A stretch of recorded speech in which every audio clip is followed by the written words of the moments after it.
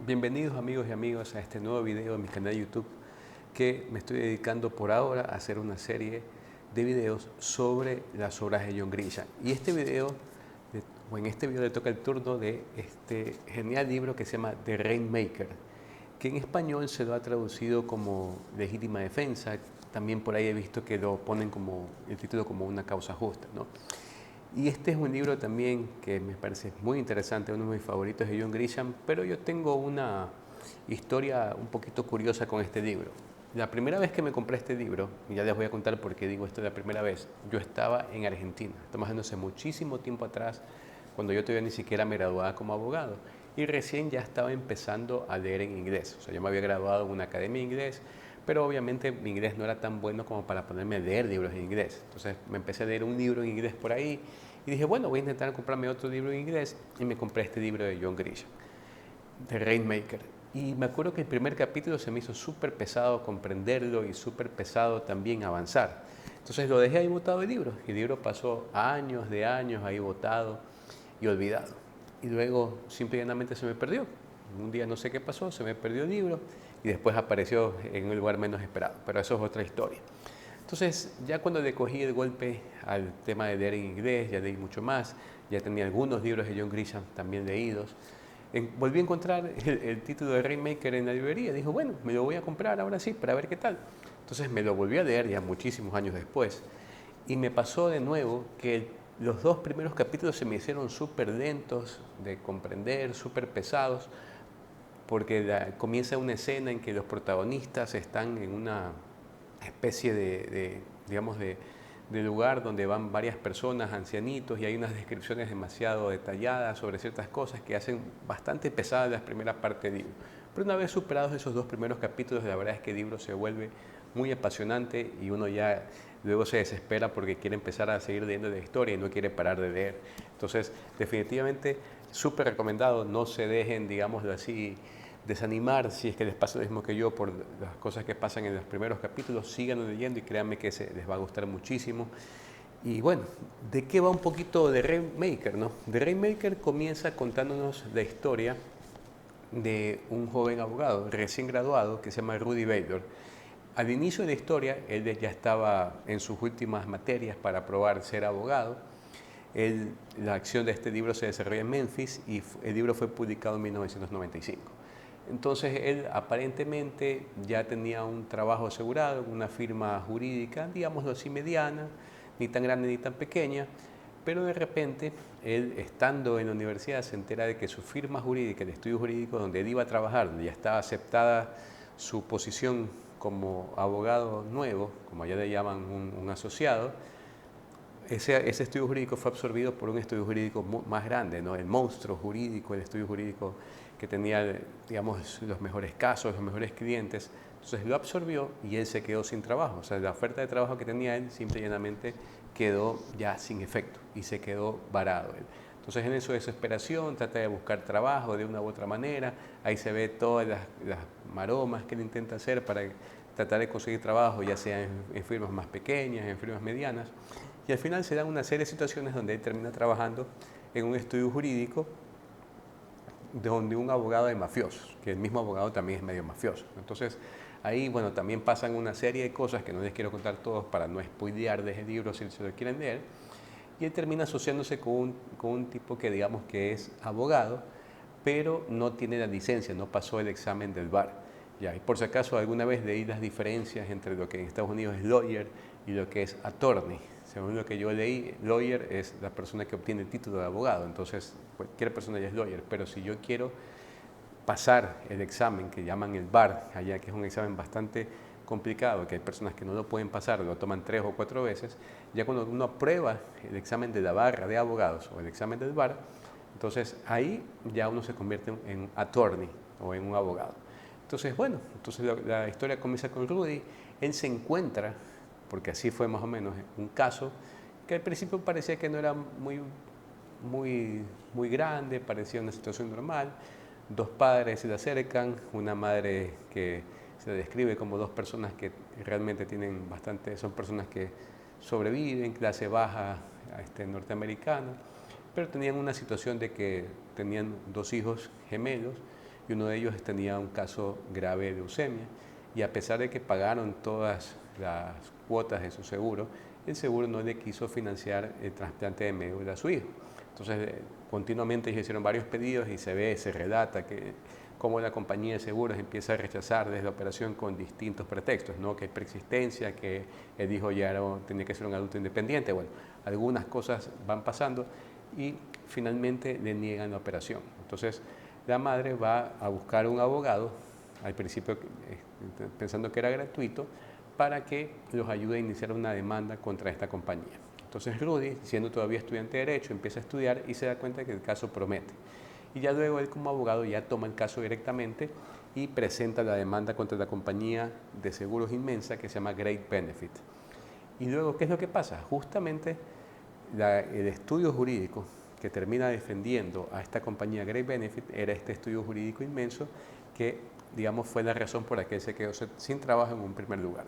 Entonces le toca enfrentarse, él siendo un novato, literalmente su primer caso, le toca enfrentarse con un tipo el típico abogado ya graduado, ya rodado, pelucón, como diríamos aquí en Ecuador, todo con dinero, con las poses, pues no, le toca enfrentarse contra él.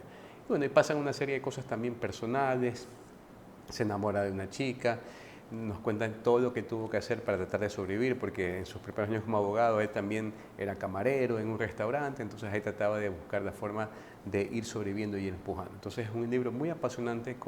El final quizás me dejó un poquito así como que pudo ser mejor, pero no me quejo, ¿no? Igual el libro es súper entretenido, también hay bastante acción en la sala de los juzgados, que son las partes que yo más disfruto de los libros de John Grisham, y este libro tiene muchísimo de esas cosas, ¿no? De Rainmaker, véanselo, ¿no? Y como siempre hago en estos videos, trato de aportar con ideas o cosas que podemos sacar nosotros como abogados acerca de esto, ¿no? Entonces, lo primero que yo puedo comentarles es el valor de la perseverancia. Y aquí vemos como Rudy Bader, a pesar de ser un joven que su firma jurídica apenas son de 2 personas y tratan de buscar la manera de ir avanzando, cómo él se va haciendo el camino, van empujando las cosas hasta llegar a una meta definitiva y hacer historia, ¿no? Esa parte es muy buena también. El segundo punto es que también nos habla acerca de la preparación. Y aquí nos describen cómo Rudy y también su socio, este abogado que en verdad no tenía licencia para ejercer, que actuaba como su asistente, digámoslo así, hicieron algunas cosas para fortalecer su posición dentro del juicio en contra de Great Benefit, ¿no? Por ejemplo, él se leyó algunas declaraciones, las deposiciones, como se llaman allá, las depositions, en las cuales su contrincante, este abogado que se llama Leo Drummond, que era, como les digo, el abogado pelucón, el abogado que todo lo sabía, ya rodado, con años de experiencia, que trabajaba, era socio de este estudio jurídico inmenso, él leía las exposiciones, ya sabía qué tipo de preguntas él solía hacer en este tipo de casos, en este tipo de situaciones, leyó juicios en los que él había participado, leyó todas las sentencias y bueno, vemos cómo él hizo su preparación, ¿no? Se reunió con profesores, viajó para buscar más información, habló con otros abogados que habían litigado contra la compañía. Bueno, hay algunas cuestiones ahí que se pueden aprender. La otra lección que yo también saco es cómo aprovechar las maniobras negativas a tu favor. Ya, porque por ejemplo aquí en el libro se nos relata una parte en que Rudy se da cuenta de que su línea telefónica estaba intervenida. Estamos hablando de un libro escrito en el año 1995, había teléfonos convencionales, ¿no? Y ahora ya casi se usan los convencionales, pero él se da cuenta que su teléfono estaba intervenido. Entonces al principio él pensaba que quizás era el FBI que estaba interviniendo las líneas, y esto porque su anterior jefe estuvo vinculado con el tema de las mafias y huyó. Pero luego él se da cuenta de que en verdad los que habían intervenido en sus líneas telefónicas eran los abogados de Great Benefit. Entonces él aprovechó esta circunstancia a su favor y la explotó dentro del juicio. Ustedes cuando vean el libro se van a dar cuenta, es una escena bastante graciosa y una de las mejores escenas para mí dentro del libro, lo que sucede con cómo él aprovecha esta circunstancia a su favor ya dentro del juicio y todo explota en contra del abogado Leo Drummond, ¿no? La otra también es reconocer las oportunidades que se nos dan en la profesión. Hay una parte, cuando a Rudy le toca hacer su primera intervención ante un juez, el juez viene y le dice, ¿sabes qué? Vamos a hablar con los abogados, hablemos como les dicen ellos en la sala, en chambers, allá en mi privado, digámoslo así. Entonces, él se da cuenta que todo esto fue parte de una rutina y el abogado Leo Drummond le termina haciendo una propuesta económica para tratar de arreglar el caso.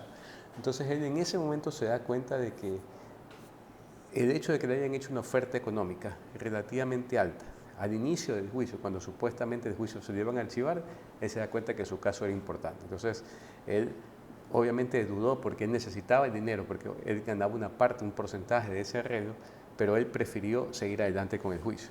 Y esto nos lleva a la última lección, que justamente podemos decir que es la ética de la profesión sobre el dinero, porque obviamente él estaba tentado a recibir este dinero, obviamente le iba a llegar una buena parte a sus clientes, pero él dijo no, él quiere seguir adelante precisamente por el ideal de ayudar a Donny Ray, se llamaba el chico que se estaba muriendo en ese momento porque no pudo acceder al trasplante de médula gracias a las omisiones de la compañía de seguro.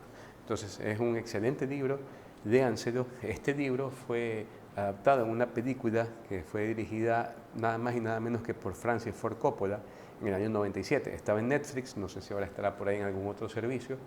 Es buena la película. Alguna vez escuché un podcast de abogados norteamericanos que criticaban un poquito la película porque decían que el protagonista tenía que ser sureño, tenía que tener un acento especial y que el protagonista era Matt Damon. Y Matt Damon es una persona que no tiene ese acento, tiene un acento neoyorquino, él es de Boston, creo, de Nueva York, entonces decían que el acento por ahí no le calzaba cómo él estaba descrito el personaje, ¿no? De ahí luego, por ejemplo, en el libro se nos dan unas comparaciones muy interesantes porque, por ejemplo, para unas diligencias, unas deposiciones que se llaman en Estados Unidos, tenían que tomarse en las instalaciones de la compañía Great Benefit. Y en el libro nos relatan cómo Rudy y su firma, como no tenía muchos recursos, él tuvo que irse en bus, un viaje como de 8 horas para llegar a las instalaciones de Great Benefit. Viajó toda la noche, se hospedó en un hotel baratísimo para el otro día estar temprano en las oficinas de Great Benefit. En cambio, pues él decía, o él pensaba que seguramente sus abogados contrincantes viajaron en primera clase, salieron apenas unas horas, pasaron el domingo en sus casas, luego se fueron al aeropuerto, viajaron en primera clase, llegaron al hotel, a un hotel lujoso, cenaron, posiblemente tomaron vino, repasaron algo y fueron bien descansados al otro día de la diligencia. Entonces nos ponen esos paralelismos, ¿no? Entonces, pero bueno, ya saben, The Rainmaker, gran libro. Cuéntame, ¿te viste el libro? ¿Te gustó la película? ¿La viste? Y un dato curioso es que justamente viendo redes sociales vi que se va a hacer una nueva versión, creo que va a ser una serie en algún servicio de streaming seguramente, una adaptación de esta misma obra. Así que tendremos una segunda adaptación de la historia de Rudy Bader y de Rainmaker, que por cierto, Rainmaker es una expresión idiomática norteamericana que si la traducimos literalmente se va a decir como que la persona que hace lluvia, ¿no? Pero es una expresión que básicamente significa una persona que puede traer negocios y traer dinero, por eso se llama el que hace lluvias o el que hace recursos. Entonces, el título es digámoslo así, una metáfora del protagonista que obtiene un caso que hace ganar millones y millones de dólares. Entonces, ya lo saben, espero que les guste y háganme saber, les gustó el libro, se han visto la película y nos vemos en un siguiente video.